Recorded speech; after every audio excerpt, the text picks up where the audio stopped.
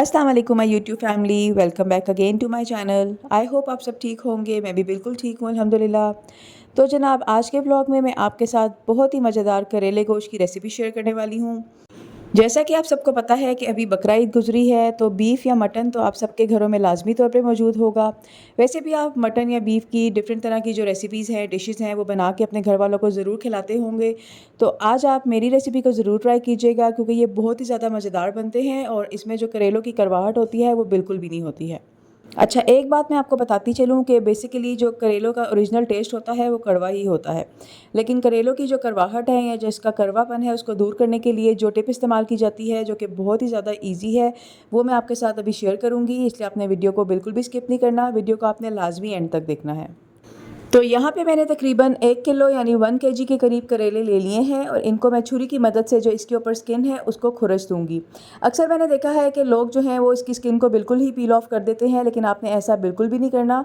आपने सिर्फ छुरी की मदद से, जिस तरीके से मैं यहाँ पे कर रही थी, इसी तरीके से आपने इसकी स्किन को सिर्फ छुरी की मदद से खुरच देना है। ये पहला स्टेप करने के बाद आपने करेलों को 2 हिस्सों में काट लेना है। अब आपको इसके अंदर से बीज नज़र आ रहे होंगे। अक्सर लोग इन बीजों को भी अपने खाने में इस्तेमाल करते हैं, यानी इनको भी कुक कर लेते हैं, लेकिन मैं ये बीज हमेशा रिमूव कर देती हूँ, क्योंकि ये थोड़े से हार्ड होते हैं। तो अगर आप इनको अपने सालन में भी कुक करेंगे तो ये खाने में अच्छा टेस्ट नहीं देंगे।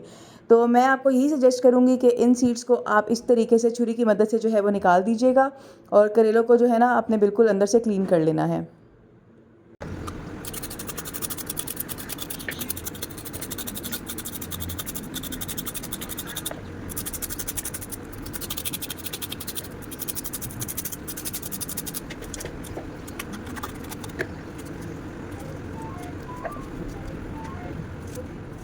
यहाँ पे मैंने तमाम करेलों को खुरचने के बाद, हाफ़ करने के बाद इनके सीड्स भी रिमूव कर दिए हैं और यहाँ पे एक करेला जो है वो इस तरीके से निकला था, यानी इसके अंदर से जो आपको इसकी स्किन नज़र आ रही है वो रेड कलर में है। लेकिन आप बिल्कुल भी ये मत समझिएगा कि ये करेला ख़राब है।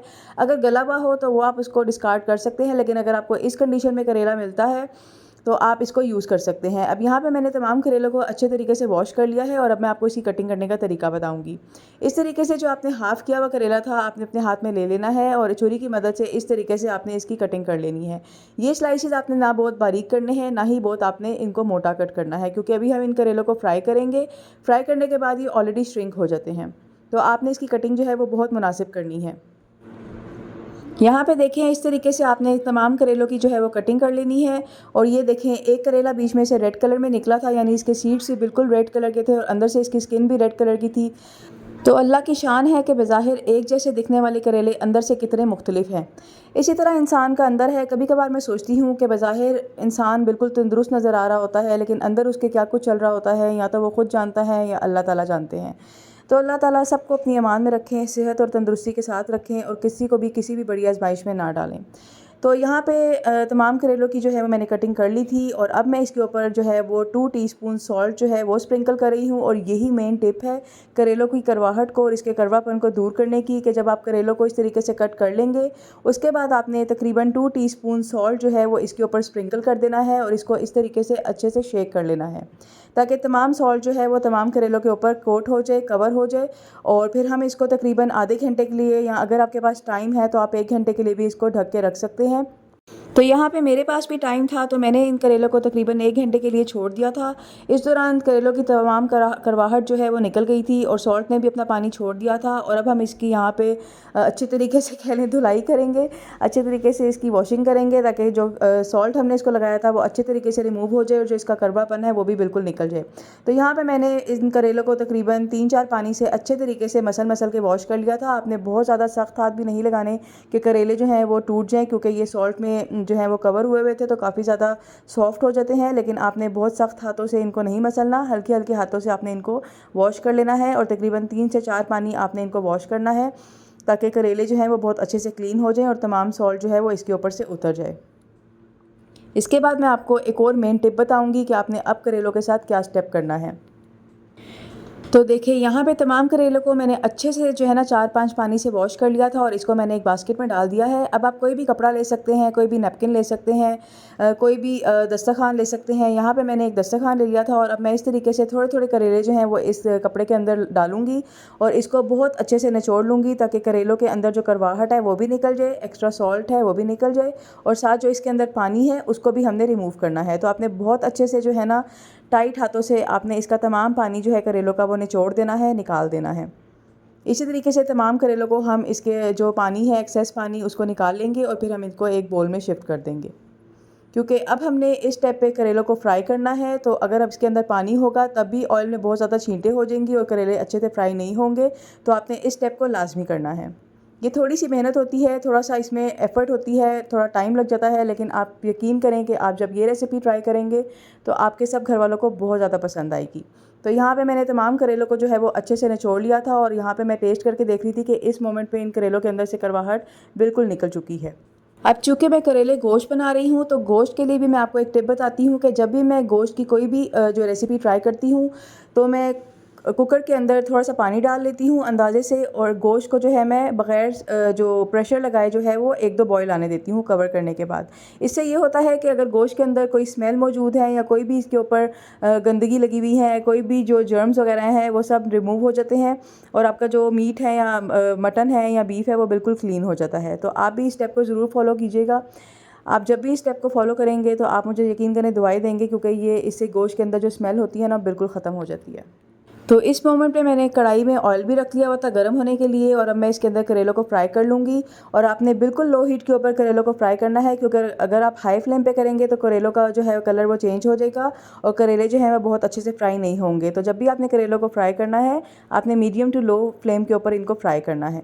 तो यहाँ पे देखिए जो मीट था उसको भी मैंने 1-2 जोश आने के बाद जो है इसका जो पानी था वो गिरा दिया था और इस मीट को मैंने एक प्लेट में शिफ्ट कर दिया है।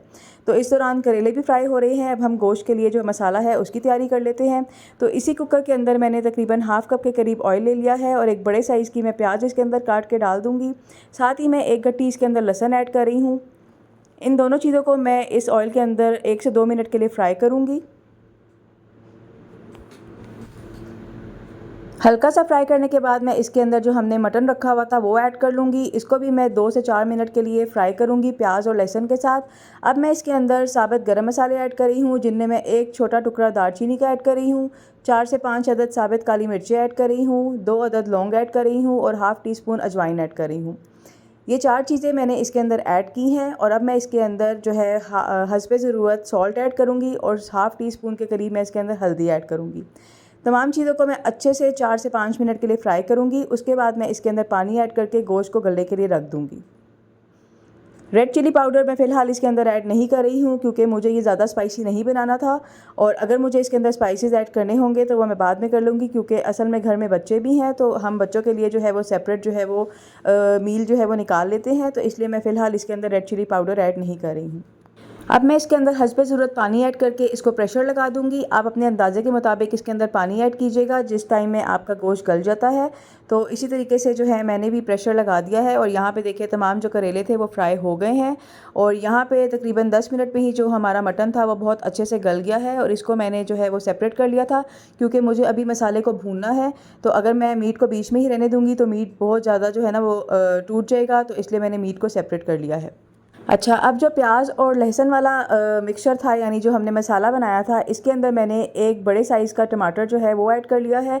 टमाटर मैंने पहले इसलिए ऐड नहीं किया था क्योंकि अगर आप बीफ में या मटन में टमाटर ऐड करके उसको गलाते हैं तो आपका मटन या बीफ जो है वो बिल्कुल भी नहीं गलता है।